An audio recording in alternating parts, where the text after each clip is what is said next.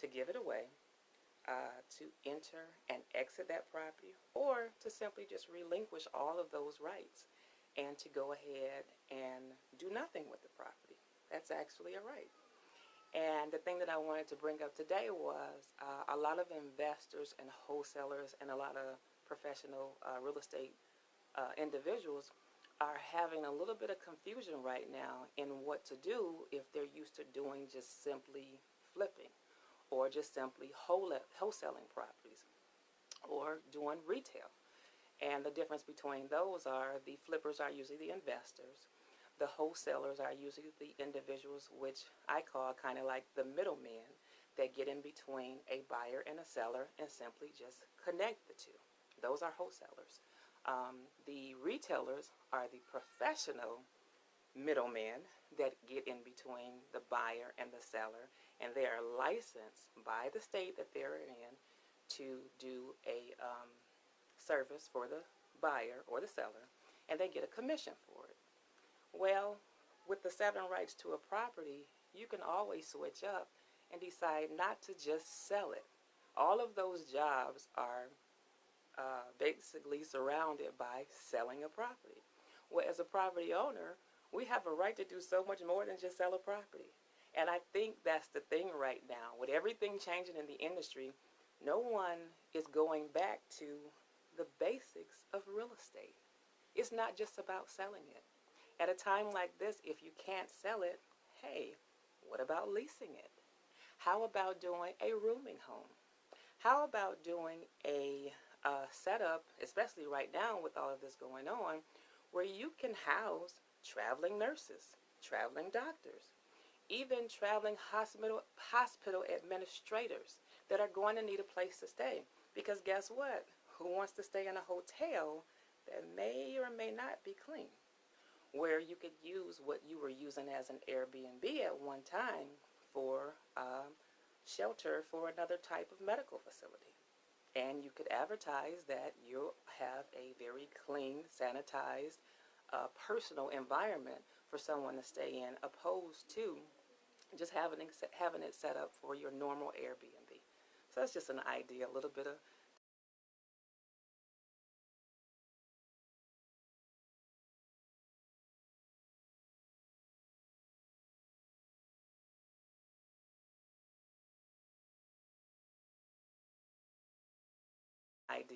of Dr. Realtor T there, a little bit of wisdom.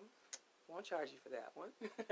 But just to basically confirm what I was saying, that we have to step outside of the normal rights of real estate and utilize something else besides the right to sell. You have a right to do so much more with real estate than just buy and sell it. So the next thing I wanted to talk about was value. The value system is, to me, very freered compared to the way it used to be. Um, Value is based on a whole lot more than just what you can sell a property for. Of course, that's our interest because of our subjectivity when we're buying and selling, or when we're an investor, or when we're a wholesaler, or whatever your professional position is when it comes to real estate. But value is basically determined by utilizing relevant physical, environmental, economical, social, and political factors. So there's a whole lot that goes into play when you determine the value of a property. And the thing that I want to touch on today is simply that a broker's price opinion, and which is called in the industry a BPO, and an appraisal, they both can give a value of a property, but the difference is there's a world of difference between the two. An appraisal is performed by an independent professional individual that utilizes these relevant factors to come up with a value, and they utilize the market to determine that value. A BPO, which is a broker's price opinion, is performed by a licensed sales agent or sales broker. Okay, a sales agent and a sales broker in real estate are very subjective when it comes to determining value. because they get paid off commission. Now, a real estate appraiser is an independent licensed third party that has no interest whatsoever in what the value ends up being. They simply determine the value based on relevant market activity. And those 5 factors that I mentioned earlier, the political, the social, the economic, the factors are what affects the value and what determines the value of a property. Um, the thing that I want to touch on that is probably more important than anything else in real estate is location. Location, location, location. And a good indicator of that is what's going on right now. I don't know if anyone has been watching, but at one point in time, our government had put out a notice about what's going on in the mortgage industry, and it was said that this current situation would only affect real estate um, within the next couple of months. Well, I don't know about you, but when I sit in an industry and I see that everyone has lost their job and everyone is basically scrapping and scruffling to make ends meet, there is no way that the real estate industry would not be affected long term and short term. I can't see this being less than a 1 to 2 year battle as far as real estate prices go. There's no way that they will like bounce back in a couple of months. So I don't see that as being realistic when I hear that they are saying that this will only last for a couple of months. When we go back in history, there is absolutely nothing to compare what's going on right now to basically measure what this will affect, how deep this effect will be. But common sense should tell us that it is not going to be a 1, 2, or 3 month effect. That this is going to be a long-term effect as far as real estate goes. Now, if you look at the market right now, you might not see a real big change because typically it takes 4 to 6 weeks for any real estate transaction to close. And what you see closing right now is what was already in place 4 to 6 weeks ago. So we all know that 2 months ago, my life and everyone I know lives were not the same as they are today. So just to give you an example of what has happened, there are plenty of bars and restaurants and pretty much everything in your area is going to be very different when this is over with, if they even have the ability to open back up again. So those are people who are homeowners that have bills to pay that may actually lose their homes too. And those who were getting ready to purchase or who were preparing themselves to purchase may not be able to purchase simply because finances.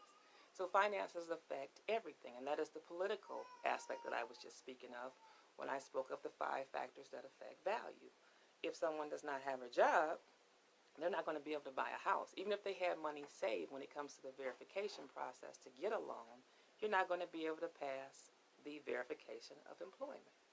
So I think it's unrealistic when I hear it said that this whole economic situation is not going to affect real estate long term. So to me, that's just kind of common sense that it definitely will.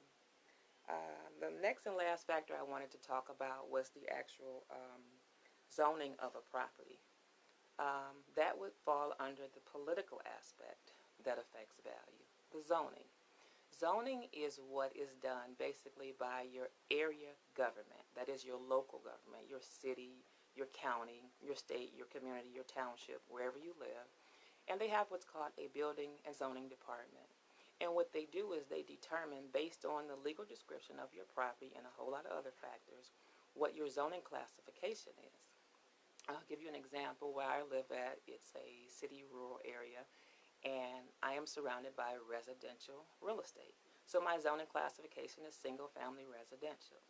Now in the city of Cleveland, you may live on a main street like, say, I don't know, Harvard, Union, Euclid, Puritas, Bel Air, some of those main streets, and you could fall under a classification which is single family residential 1 to 4 units, where legally you may be able to build or have or operate, occupy a single family house, a two-family house, three-family, or four-family dwelling. And that is very important because when you're buying real estate, you may come into an existence of something that is not zoning classified approved. And it sounds funny, but I've seen that happen where you may buy something that you think is a two-family. It may look like a two-family. It may have two separate units. It may have two separate meters. It may be sitting in an area where it's surrounded by two families. But in the zoning at the local government, it may be zoned as a single-family residence. Try to sell that property and you will find out you have problems. Because what ends up happening is the legal classification must match what your highest and best use, what you're getting ready to basically use it for or sell it for. And when the title work research is done on it, this does not comply with what it is being used for. That property is not going to pass, and you cannot transfer that property based on that. So can you imagine buying something and putting a whole lot of money into it and thinking that you're getting ready to sell it, and your legal classification or your zoning is not proper for what you're getting ready to sell it for or use it for? So it's very important to know what you're getting into as far as real estate goes. And that was one of the reasons why I decided to teach these classes, because I felt like there are so many people who don't know enough about the actual basics of real estate, but yet they want to go out here and become wholesalers and flippers and investors. And hi, Denise. Love you. God bless you. And basically, they want to go out and, make a lot of money in real estate, but they don't know enough about it to basically protect themselves and make good quality professional opinions or decisions, basically, in real estate.